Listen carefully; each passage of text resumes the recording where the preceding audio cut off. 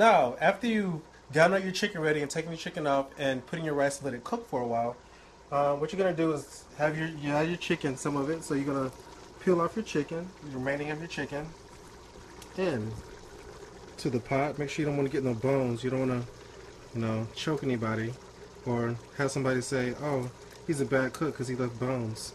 You know how those Californians are.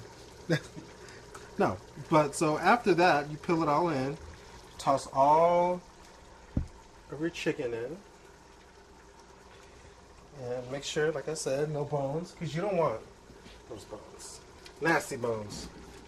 So once you get all that in, you're going to get your big spoon and stir it in. Because I'm a Southern boy, and we love bones, but you got to appeal to everybody, right? So you keep all those bones out, stirring it up. Have that gristle in there, just to give a little flavor too as well. So this Southern dish is almost a wrap.